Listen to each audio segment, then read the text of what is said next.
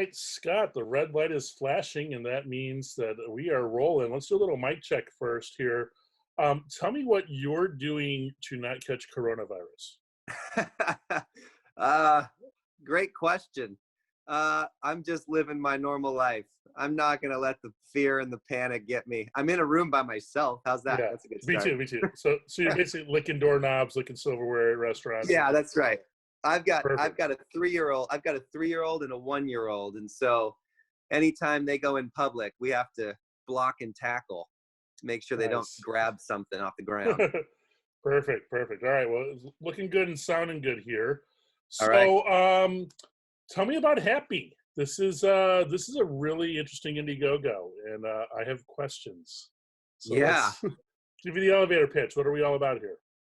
Yeah. So, well, I mean, long story short, it's been an incredible launch. We've learned a ton. I wish I'd have followed you earlier. My goodness, you guys have more info than anybody.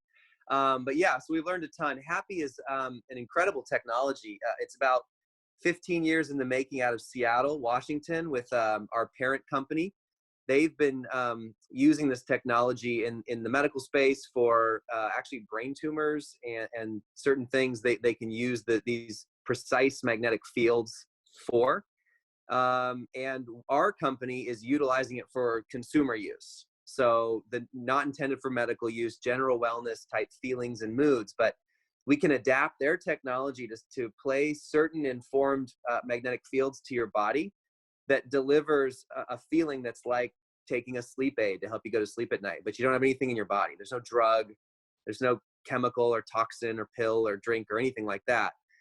We can do the same thing with mimicking a few cups of energy drinks or cups of coffee or something like that, but there's no drug in the body. And there's a lot of people, as we've seen, that really like that idea of not having to put some chemical in your body to feel a certain way or to help balance you out. If you could just click a button in the, oh, there you go. There's your Coke right there. Yeah, well, you should try that with our alert signal, to be honest. It actually doubles the feeling. I mean, some people it's different, but, for instance, I don't drink coffee at all. I do the alert signal instead, or the pick-me-up. The same with our Hapbee signal. Our Hapbee signal is really fun with happy hour drinks. Nice. I actually cut out 50,000 calories last year in 2019 really? By cutting. Yeah, I didn't stop drinking, but I mean, I love Manhattans and scotch and whiskey, and I only had one glass over a few hours instead of 3 or 4. And I was able to do the signals with it and really elevate the feeling. So that's the idea. Just to show you how we roll at Woodshed. And this is an audio medium, but yeah, we got the Heaven Hill bourbon. Oh, sorry, you cut out there for a second. Beautiful. Oh yeah, the Heaven Hill bourbon. So we are truly a madman office with a little whiskey cart over here with Fuzzy and I. But I love it.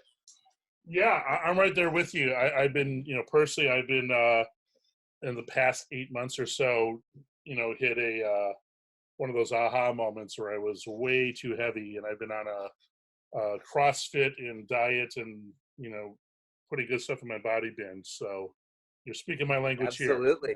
Yeah, I've lost about 80. That's really 80 pounds. 80 pounds. Right? Yeah, that's a lot more to go, but I lift heavy things now. Wow.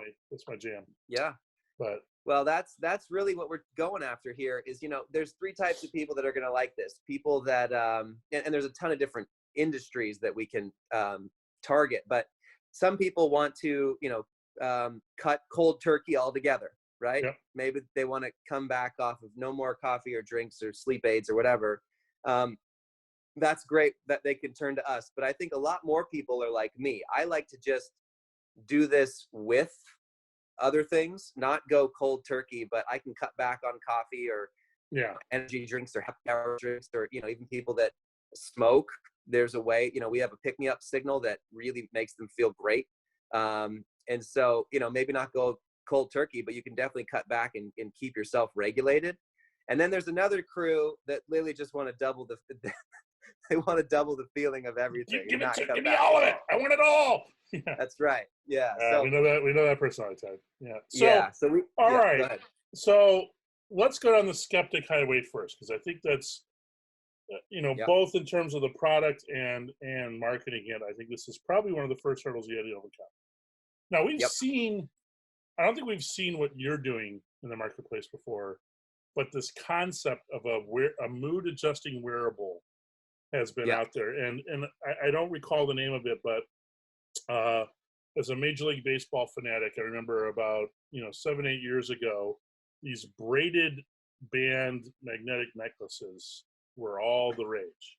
I think it was like Yeah. silver infused, and how are you different? Two Yeah. questions here, and this is going to be a loaded one, right? How are you different from some of these mood wearables, for lack of a better word, mood rings, if you will? Yep. And how you mentioned there's a medical lineage to this. How are you proving or are validating the effects of this? Yeah. Great question. Two So, sides. yeah, I'll start with the wearable industry for moods and feelings. So there's popping up more and more companies that are indirectly related to what we're doing, right? Like direct stimulation devices are starting to get much more powerful. I mean, you're talking about like Sanmina golf bracelets and like Yeah. make you putt better, and this helps your energy level. And look, I haven't seen the science behind those. I'm not gonna try to bash on them at all or support them in any way. It's not what we're doing, but certain people, whether it's placebo or not, like to have certain things, right? What we're actually going after is trying to prove out the science and the data side. And we're in a group of companies. Halo Neuroscience is probably one of the more popular. NeoRhythm, Apollo, Muse, Think. There's these companies that are like wearable mood feeling devices where they're either they're using like neuroplasticity to shock your frontal cortex with nodes to deliver a certain response for memory, or like some of our more direct competitors are trying to use frequencies on your head at different places to elicit like a sleepy feeling or a relaxed feeling or an alert feeling. Those are more direct transcranial stimulation. They've got some studies out there. There's been a lot of studies, especially on safety as well. I mean, but the biggest problem that they have is that it's just one frequency. It's just one field that they're giving that they claim has a lot of benefit and biologic effect. Our company differs in that we are actually trying to work at a subcellular level. Okay, we are literally trying to trigger receptor sites like laser target certain parts of your body. So, for instance, with our alert signal, we want to try to mimic like an energy drink or a few cups of coffee. So we are trying to trigger the exact same receptor sites throughout the body that those energy drinks or caffeine would. Okay, but there's no drug, obviously. Right. Same with the sleepy signal. Same with the happy signal for happy hour drinks. Same with the calm or relaxed signal. Our calm signal is more of a haze for your mind to help you kind of mellow out and think about one thing at a time. The relaxed signal is more of a muscle relaxant for your body, right? It's a chill out for your muscles. And it's because we use different types of source molecules to gather our precise magnetic fields in our labs, right? And that's a whole nother conversation of how they're doing this in the labs. It's an incredible technology taken from the Navy about 15 years ago, using magnetometers, actually. And so we've done a lot of work adapting these magnetometers to be able to listen in to the molecular level. Right. So anyway, that's the difference, right? There's a lot of companies out there that's just going to try to shock your brain or your neck or your ears with like a 0.5 hertz or some sort of stimulation. We are literally trying to precisely target. Think of like a frequency with 1 billion endpoints, right? Right. That we're literally trying to elicit a certain response and trigger receptor sites throughout the body, right? And build pathways in your brain. And so we hope, we've got 6 signals now that we've had about 400 to 500 people use. Okay. With about 90% plus success rate, right? As in like, yes, I feel it. Yes, I feel sleepy or alert. I enjoy it. My heart rate goes up and down. 5 to 10% of people have either a lot of trauma or they just don't know how they feel. And about half of those people, if they do it about 3 to 5 times, they start to build the feeling. It's like they train their brain, and then they start to get the first few sensations and feelings. So is testimonial the primary way that you're validating that yes, I do feel sleepy, you're right. Yeah. Sleepy. Are these blind are these blind testing, or are you telling them, hey, we're trying to achieve the sleep result, do you feel that? Yeah, that would be leading the witness. Yep. So yeah, placebo. Look, placebo is one of our biggest things that we're trying to tackle, Right. because there is placebo with almost any drug or device. Sure. And so we're trying to prove it beyond that. Now, the first thing that I did when I was asked to launch this consumer side, the non-medical side, was I said, I'm not letting anybody put a penny in until we try this on animals, because, at least basic safety and behavior, right? So we got the first 6 signals. I put in the first big chunk of money, and made sure that we did this at a third-party CRO out of San Diego called Crown Bio. And they were blinded. The lab techs did not know which signals were on which cages. They used 80 mice in this study. And it was 2 days of behavioral studies and then 15 days of a duration signal to make sure that they were safe throughout the 15 days, that there weren't any toxicological side effects or serious adverse events or anything like that, right? Or superpowers, right? yeah, seriously. But yeah, so in the first few days, the lab techs were able to see behavioral changes in the mice, and they were 100% accurate in their guesses of which signal was on which cage or not. No signal at all. So that was the first preliminary data. That doesn't prove the tech. It just shows, okay, we can try to take the next step, right? Cool. And obviously the safety came back okay. We did try some intense signals, which actually I can't talk about too much, but that was favorable for us as well. We did another round of studies in August of 2019 on the mice, which came back favorable as well. And then since August, we've been working with about 400 to 500 humans. And that is anywhere from, we're not playing it or we are playing it, let us know if you feel anything, to this is either an alert stimulant or a sleepy, you got to tell us which is which.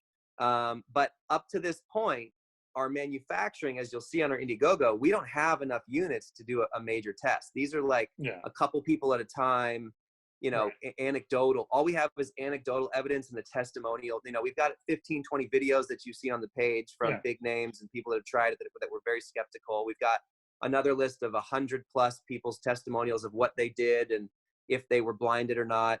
We plan on doing our first round of sort of the controlled blinded studies once we get our first 50 units here in like a couple weeks. Okay. So they're coming from China now. We're going to do more of those studies, but we are confident based on the first 400 to 500 users that people are going to enjoy this. We've seen their heart rate go up and down on different signals based on what we're saying, whether they know it or not, what the signal is. So we've seen enough of that data internally.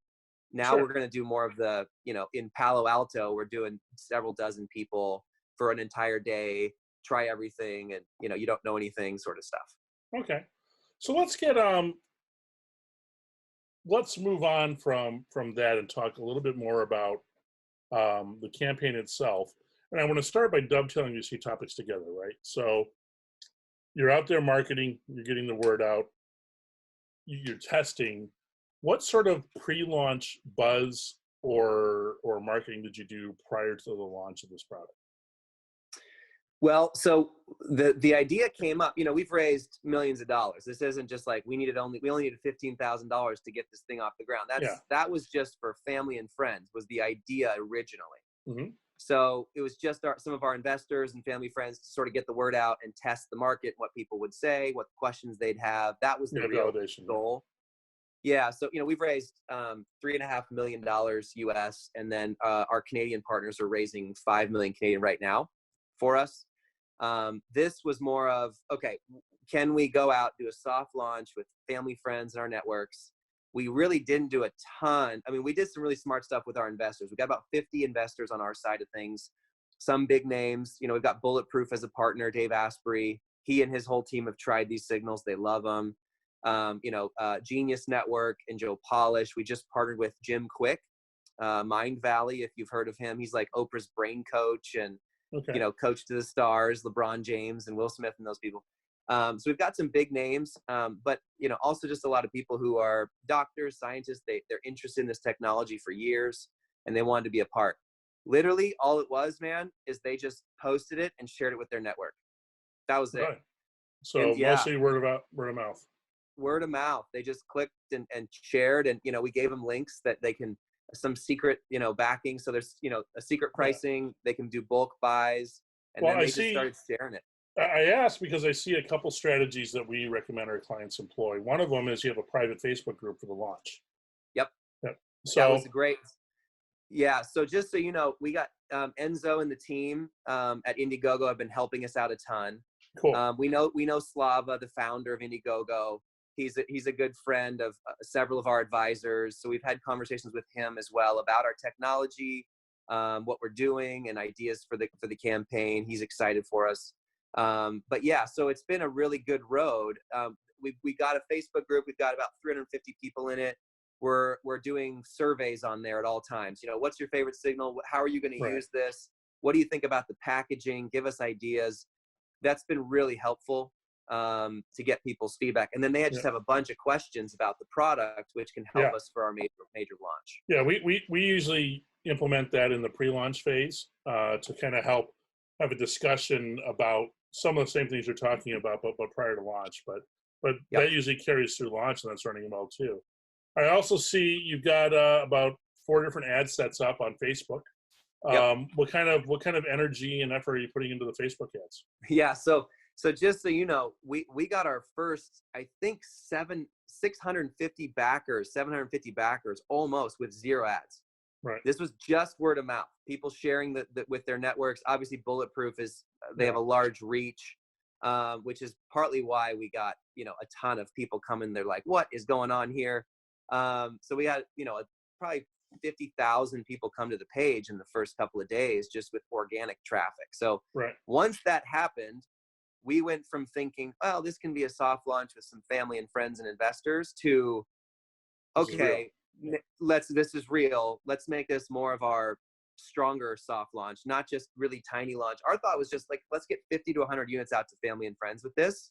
And let's test out our marketing content, our funnel, our videos, pictures, features. One of the big mistakes we made is we've got a ton of science and data, and especially with our sister company, they have 15 years of data, trials, peer-reviewed journal entries in CNS oncology. We have the #1 brain cancer surgeon in the world, Dr. Victor Levin, did a huge peer-reviewed journal on us. They've knocked down siRNA molecules, pathways. I mean, just amazing stuff. And we have all those articles. We didn't put that on this page to start because we were the consumer side. We didn't know we needed to. And then the trolls came up flying. And so now, and now we're like, well, crap, that was our mistake. We need to be able to be very clear. This thing has 32 patents, $80 million of testing over the last 15 years with our parent company. We've got all these studies that we've done in the labs, and we're in stage 3 now of FDA trials for their side with the medical side. So they're proving out the technology. They just released a white paper just a couple days ago with 37 major references to approved FDA magnetic field devices and studies that are done about magnetic fields and how they cause a biologic effect. 37 major links to this white paper. That should have been done minute 1. Like that should have all been on this page, but we had none of it, and that's our mistake. So have you seen? So since you've been doing, we would call that validation. So the technical spot, risks and challenges, right, would be where it's kind of validation for the company. Since you've done that, have you seen the troll factor go down, or is it a steady stream? Once the trolls hit, the trolls like to keep hitting. Yes, a lot of scientists that came out of the woodworks in the first 2 weeks of the program they did look at the white paper. They now see our science page. They've seen a lot of the peer-reviewed journal entries. And look, we're not in Scientific American yet. I mean, we don't have a major university that's done a $40 million study, but we do have especially with the work they're doing in their medical indication, that's one of the top journals, open journals in the world. Good. All right. So that's big. But now, yeah, we've had a lot of conversations with the scientists and doctors that are like, okay, we got to talk here. How on earth are you guys doing this at a subcellular level? And we can say what we can say. Some of it's under NDA, which they sign, and we can have great conversations there. But the other stuff is, basically what I've told you of how it's different than normal transcranial stimulation. So you did ask about the advertising. So yeah, I was going to loop back to that. So you got about Facebook ads have been running for about 5 days, I can see. Yep. So we just started that a couple of weeks ago, and that was just to test, right? Yep. So once we hit this level, we're like, you know what? Let's try $5,000-$10,000 of advertising and see what that does, right? Yeah. So we've done a ton of work in Indiegogo's done a lot of advertising for us, which has been great. They put on some of their lists and their newsletters. We've got another company out of Vancouver, BC that's helped with retargeting ads on Facebook and Google, as well as, lookalike campaigns and certain interest groups that we know really love our product, right? So those people have been, that's been really, really helpful to just see our cost per acquisition and interest rates and things like that. And are you pretty confident the remaining 300 or so backers that make up your 1,000 so far have come from the ads? Yeah, probably at least 250. Okay, that's good. Yeah, and that's good news, right? And we have a certain cost per acquisition goal that we're trying to hit, and with our advertising, and so it's been very, very good learning so far. So what's really interesting to me looking at this is learning that your initial approach was basically a product validation exercise, not a fundraising exercise. Right. That you kind of stumbled into the metrics of what could be a multi-million-dollar campaign had you planned for that. Right. Yeah. Well, look, man, this was the best decision we've ever made.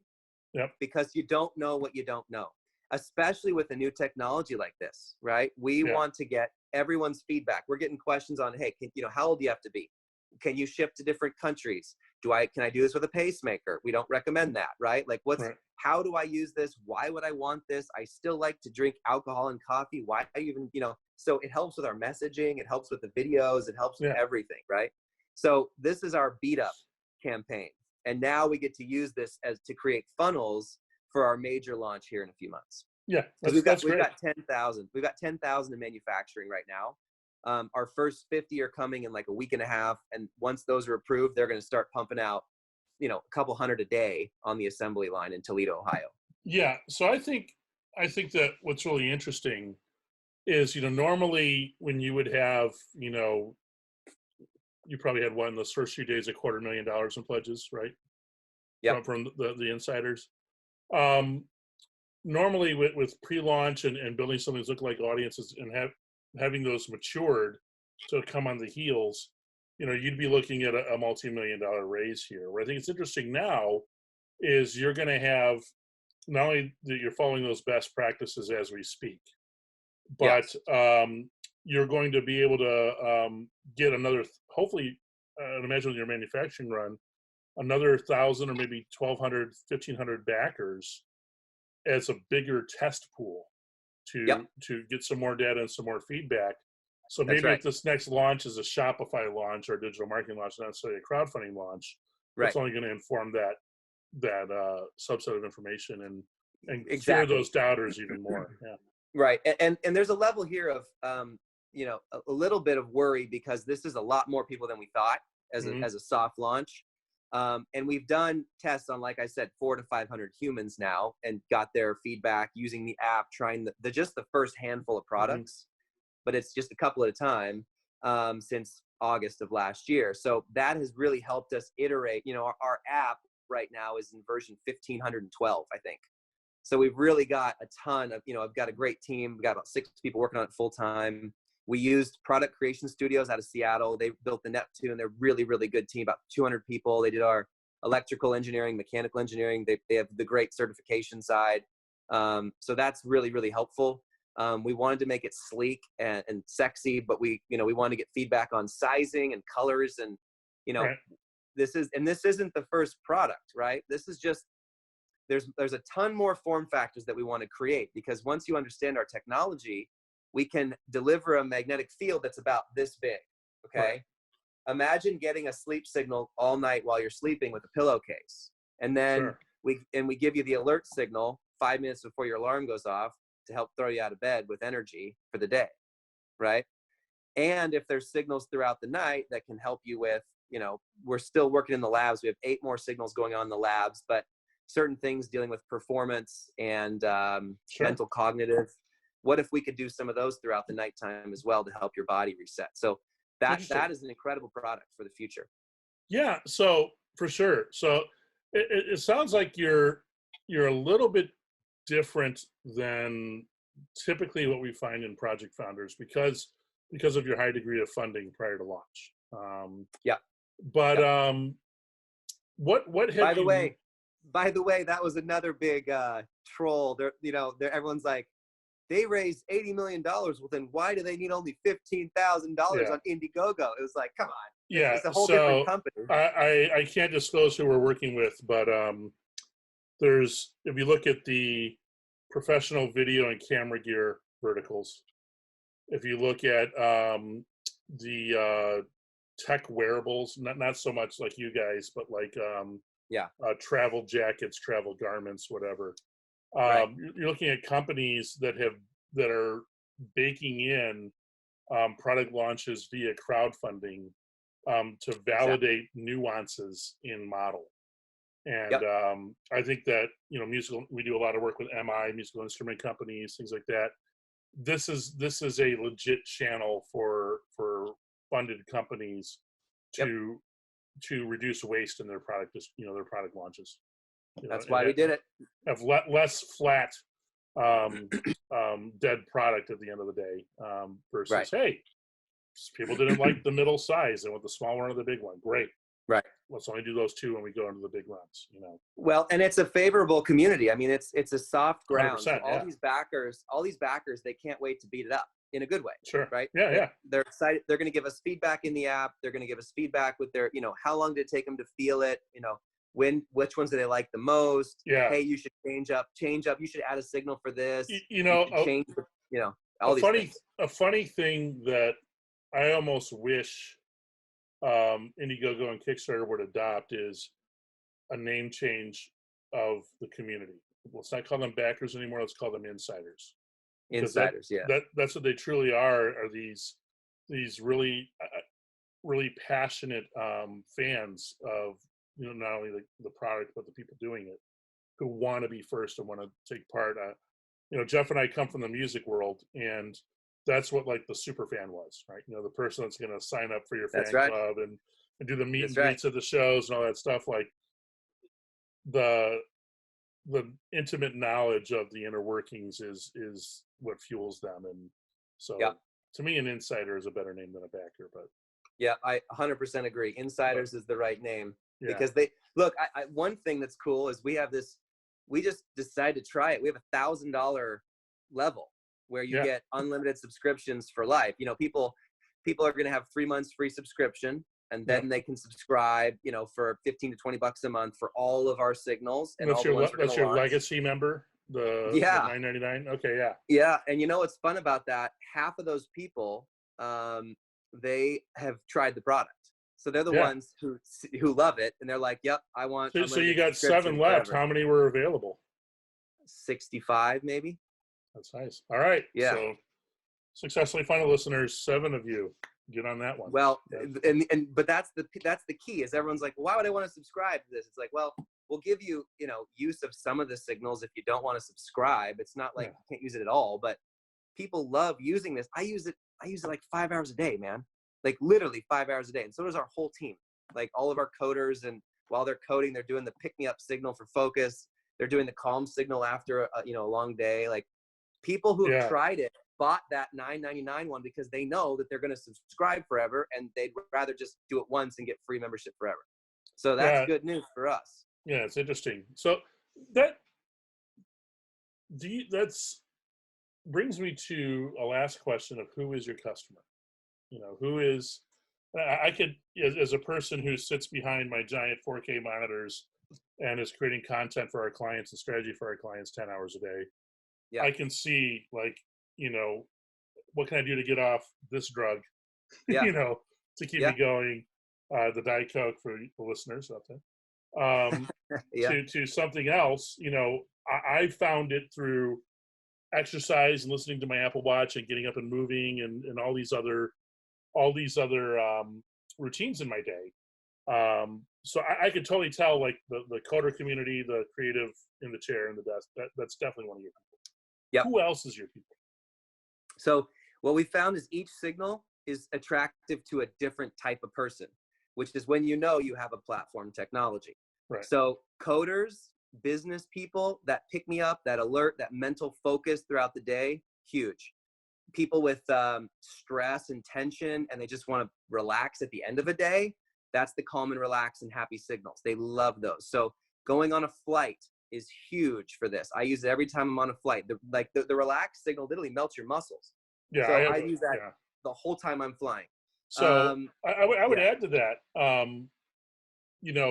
our double lives as musicians. I used to be a professional touring drummer, and I just finished a run of a month of doing a high-end musical here in Detroit as a drummer, and I got back into my Zen routine of the warm-up, and I travel a lot flying for Woodshed, and I do that. I do the same thing when I'm traveling that I do as I'm warming up right before a show. Of, like, get those isolation headphones on. Get my, when I'm drumming, I get my brain focused doing paradiddles, sitar, power songs, stuff like that. But I could totally see the high performance musician, athlete, speaker. Am I a CEO or a C-suite business person who's got to get, I got to go deliver this talk or, come up with a coronavirus attack plan here. Well, so that's a world for you. Yeah. Biohackers. So people who do yoga, meditation, people who are in counseling. We've had huge trauma counselors who are going to give this to all of their patients just as a nice general wellness product after they're done with their therapies, because it helps keep you balanced. Yeah. But we were supposed to go to the huge Upgrade Labs convention in 2 weeks. It got canceled in California. But Martin Tobias, who founded that company with Dave Asprey, is on our advisory board. He's an investor. He's tried almost all of our signals with this whole biohacking team. They love them. Yeah, I think biohackers is huge. Yeah. I think for me, the focus thing is what really keys me on several of those levels. And I think that's why in Major League Baseball, that whatever that bandit necklace was, super popular amongst pitchers, because you're thinking about, through the 3 hours or 6 or 7 innings that you're pitching, you kind of got to have a stable, focused mood. Those people don't want to be too high or too low when they're in the rest period opposite innings. They want to be, steady. And, if you're an actor on a set, or if you're, a pro athlete of any kind, or I keep thinking in my mind, someone running a convention or MC at one of these events, or someone that, needs to kind of enjoy long periods of time, video work, all that stuff. So when you drink, this is one important thing that a lot of our trauma counselors and scientists are saying is sometimes you turn to things that actually throw you out of balance more than help you. But Diet Coke does, right? So let's talk about our friend aspartame here. So what I noticed this does to me, and I'm trying to wean off of this now that I'm engaging the healthier chemicals in my body, is it's almost like an opioid where, okay, I got to get focused and leveled off, but then it's diminishing returns, and now, okay, all of a sudden I got to drink 11 of these a day to maintain this over a long day, and that's just not healthy or good for anybody. So and look, and your desire to stay balanced and help yourself be alert is a good desire. Right? Everybody needs something to help them get more balance throughout the day, whether they're too low or too high, or they need to relax or be focused. It's just the delivery mechanism that might have a lot of other side effects that hurt you. Exactly. Right? This is why alcohol kills people. People turn to alcohol to help them. Whether it's a social lubricant or anxiety, whatever. Like, alcohol is a cure-all for a lot of people until alcohol kills you Yeah. or ruins your gut and your liver, right? Let's be honest, again, realized this early in my drumming career, psychologically, we're not built to maintain a mood or a focus or something over these longer extended periods of time. Right. Our bodies are designed to kind of live from moment to moment to moment. And we're artificially doing something to ourselves to get like that 8-hour workday focus. It's just not. So chemicals aren't going to do it. Let's hope magnetic fields are, right? Or at least well, yeah. I mean, healthier that's way. our thought is the battery life is 8 hours a day, and you can use the signals 2 hours at a time continuously, and then we ask you for a 15-minute holiday break, and then you can reload how you want to feel. So you could do a lot of times for 30 minutes at a time or an hour at a time or even 10 minutes before a meeting or whatever. You can't drive with some of the signals, the suppressants, but any of the stimulant signals you can. But yeah, I mean, that's the idea. Truckers and rideshare drivers, right? That's exactly right. That's one of the biggest potential audiences is people that have to focus for a long time. Are you being strategic now in your Facebook ads of targeting like rideshare groups? No, not rideshare groups, but we are trying a bunch of different lookalikes to gather feedback. Sean's pro tip of the day. Sean's pro tip of the day. Facebook groups are a untapped wealth. All right. Wow. First of all, let's break down Facebook best practices here, right? And the minute we voice this, they're going to catch on and change it. So this is probably only relevant for a few weeks here. Okay. But last summer, Facebook put a huge amount of energy into advertising Facebook groups, and they still are, right? You saw it at the beginning of the baseball season with the dads and daughters commercial that makes everyone cry every time they see it. Yep. We show that in our marketing reel all the time as emotional advertising, right?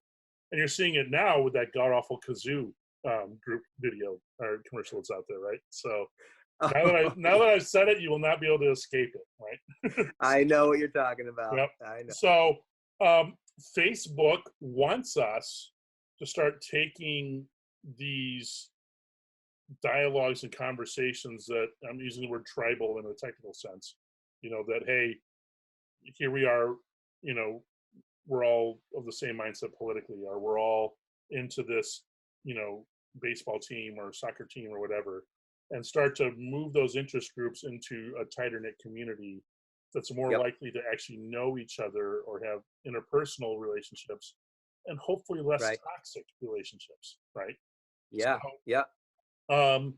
Rideshare drivers, pick any region, they all have a private Facebook group, right? And the participation is super high because they're, yes, they're pretty toxic and complaining about the people they give rides to.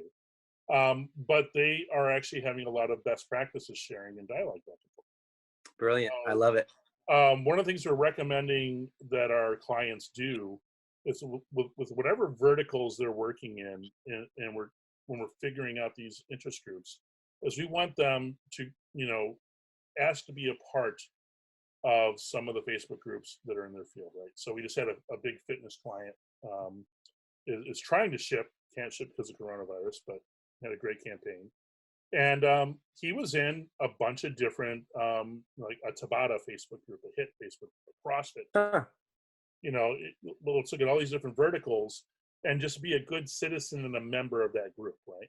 Not like, hey, buy my thing. Right. Contribute to the dialogue, contribute to the conversation. So I think a really interesting thing for you, pick a couple regions, maybe, Phoenix and Seattle, wherever, Toronto, wherever you guys have some mental space. Pick a couple of those groups, maybe in rideshare. I know video editing and film production, those of us that sit behind our desks like zombies all day, we have those groups. And start to engage in conversation around how do you regulate your mood? How do you stay in that rideshare car for 14 hours? And that gives you the ability to learn a little bit from them and then say, hey, it's interesting, I'm developing something. Would you like, maybe I'll send you a few that you can pass around your group and try. And you can build some of, this 400 or 500 people that were your first wave of test that you had prior to launch. You can do this organically through Facebook. And the cool thing is, you have your pixel codes right. If you're doing everything right on the back end, everybody, this is the evil stuff we do. Now you have a data set that you've eliminated probably thousands of dollars in high cost per click variables by casting the net wide. Now you're already down to an audience that's almost ready for the purchase of the funnel. And you can build lookalikes off of that and really, really learn from it. And that's all organic. That's just awesome. That's just, pick a person that you're paying hourly to do social media. Hey, look, be a good citizen, spend some time, here's some information you're armed with. Go participate in these groups. And now when you do run ads, you have a much, much better data set. I like it. And a group of insiders. I love it.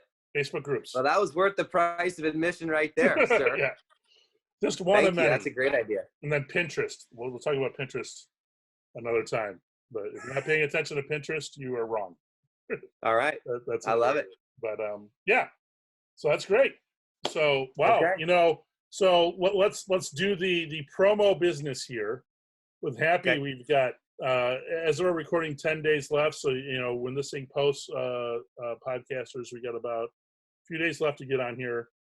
We've talked about the $1,000 subscription reward. What's the hot reward? What's the one that everyone should be focused on? Well, there's a few left at the $359 level. There's 28 left of those. We've sold obviously hundreds and hundreds of those. That's a really good price. I think overall retail is going to be $399. Okay. So this is still a really good discount for people. We're also giving several months free subscription to everybody. I mean, the fact that people are buying that legacy member is great. I don't expect anybody here to just drop $1,000. But if you were to try this first, and you like the product, it makes sense, right? Because you'd never have to pay a subscription ever. Yeah, so we're picking up on this as we get the device, and the subscription is to updated moods, right? Updated signals. Yeah. That's right. Choose how you feel at any time throughout the day, and that's really helpful for people to stay balanced and not turn to potentially harmful chemicals. Perfect. Yeah. So cool. So go out and check it out. Hapbee. Choose how you feel.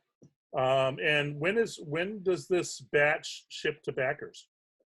So we're looking late April, early May. Coronavirus is obviously hurting everybody, but we have most of our product already in Toledo, Ohio, to be assembled at our manufacturer. We still are waiting on the coils that go around the head or the neck. That's the last piece. And once our the 50 are going to arrive next week. And so we'll be able to prove those 50, and then they can just start finishing up everything and then assembling. Right. So late April, early May, might become later May now, just in case, but it's looking pretty good. Perfect. All right. So that's it, everybody. Go check out Hapbee. Man, thanks for talking with us, Scott. This has been a really cool interview. Thank you. Yeah, I love your podcast. You guys are great. Take care. All right.